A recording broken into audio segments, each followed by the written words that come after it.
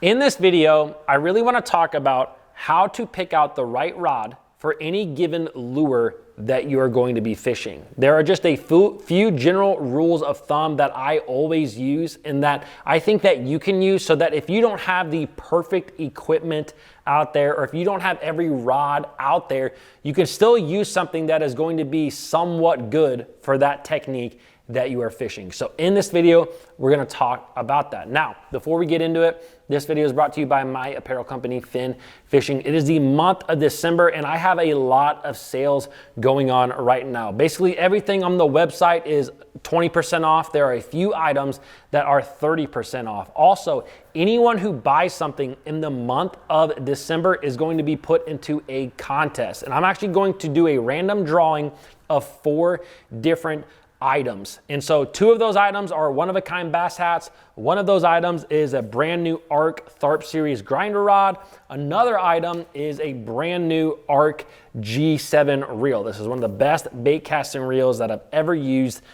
Pretty much it's the best that I've ever used. So anyways, I'm going to be giving it away to 4 lucky winners who buy something in the month of December. So all you gotta do to enter that contest, simply buy anything. It could be the cheapest thing on the website. It could be the most expensive thing. It doesn't matter. Buy something and you will be put in that contest. I really appreciate all of you who have shopped at Finn Fishing. It helps this channel out a lot. All right, let's talk about a few general rules of thumb. Now it was actually a question that was asked to me with yesterday's video. It's something that I've actually covered a little bit in the past, but I have decided that I am going to make a video for every single comment that I got on that video from the other day, and that's like 200 plus comments. So I might actually have to step it up to 2 videos a day, which I never really wanted to do, but in order to get through all these, like I promised it, so I need to fulfill it. So anyways, this was one of the questions that I got asked. And so when it comes to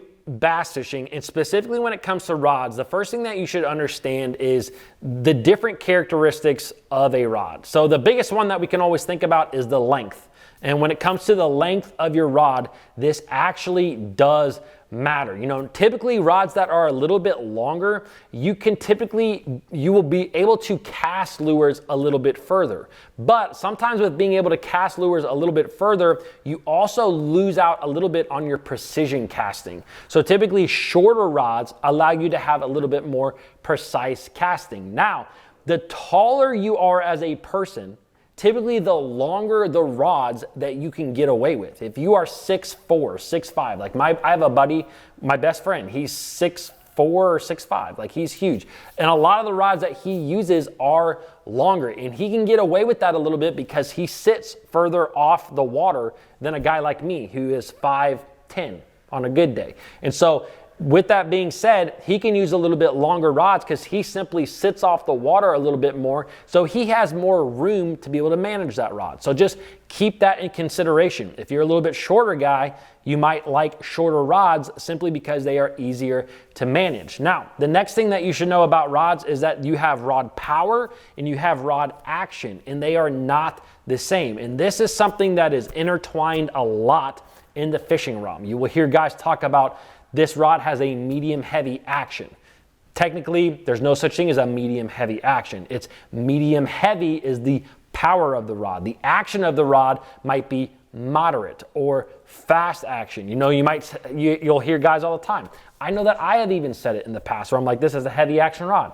Technically, it's not, there's no such thing as a heavy action rod. It's a heavy power rod, and then there's different actions that go with that heavy power rod. So you should know the differences between them. Now, the easiest way to remember power is that typically the heavier the rod that you go with, the heavier of the lure that you go with, typically the heavier the power you want to go with. If you have a really lightweight lure, you might want to go with a light rod or a medium light rod. If you have kind of a rod that a lure that kind of sits in the in-betweener zone, kind of like where a lot of lures sit, for example, like spinner baits, jerk baits, chatter baits, like a lot of times a medium heavy kind of in between is going to be a good all around rod. Now, if you go with maybe you're fishing a 3/4 ounce jig or a 1 ounce jig, it's a little bit heavier of a lure, then go with the heavy power jig. You can kind of see the trend here. The heavier the lure,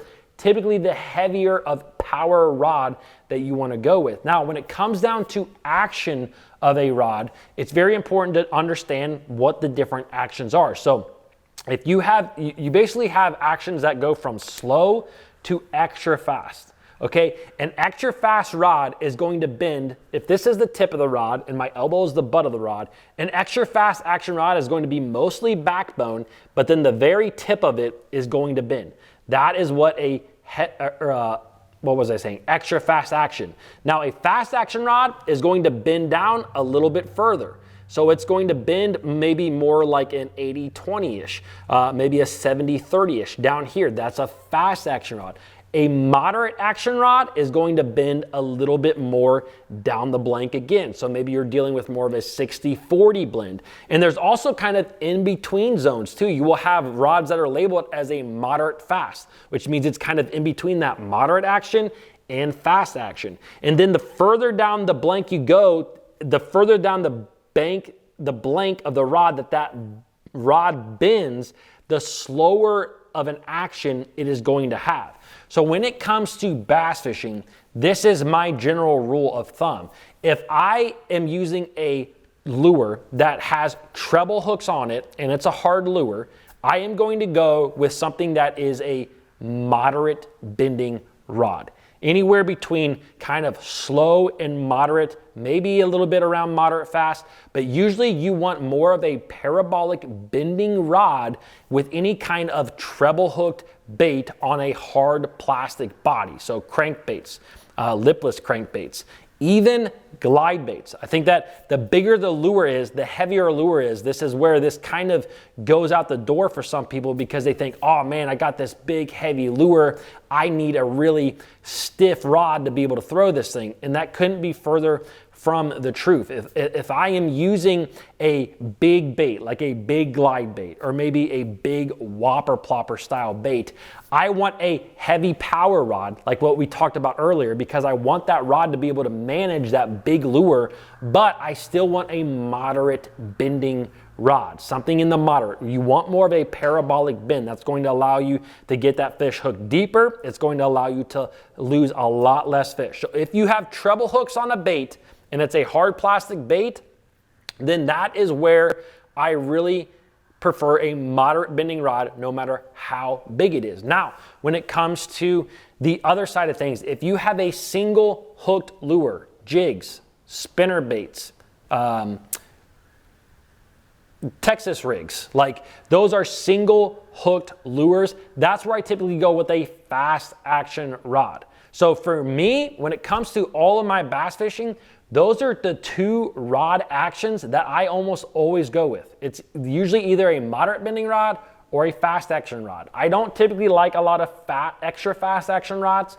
I think that they are, they're not good for my hook set. They might be okay for your hook set, and they're gonna be a little bit more of a sensitive rod, which is great, but I tend to like a fast action rod or a moderate bending rod. So with the jig, with a Texas rig, any single hooked bait, a spinner bait, a buzz bait, I am going to go with a fast action rod, and I'm going to match the power to the size of the bait. If I'm throwing a really light Texas rig, maybe I'm going to go with a medium power rod.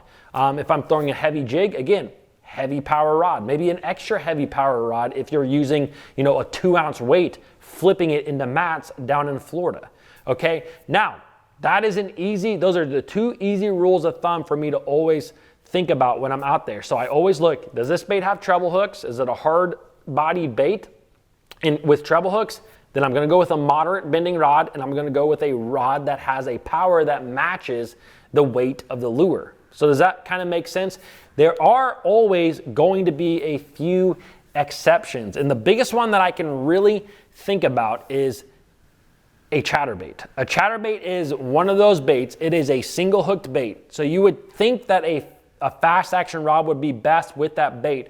But I've done this a lot. I've talked about it a lot. I'm telling you, a more moderate bending rod, which for me is a composite rod that I use with my chatterbaits, is truly the best rod with a chatterbait. And there's a number of reasons why. It really goes down to the way that a bass eats a chatterbait.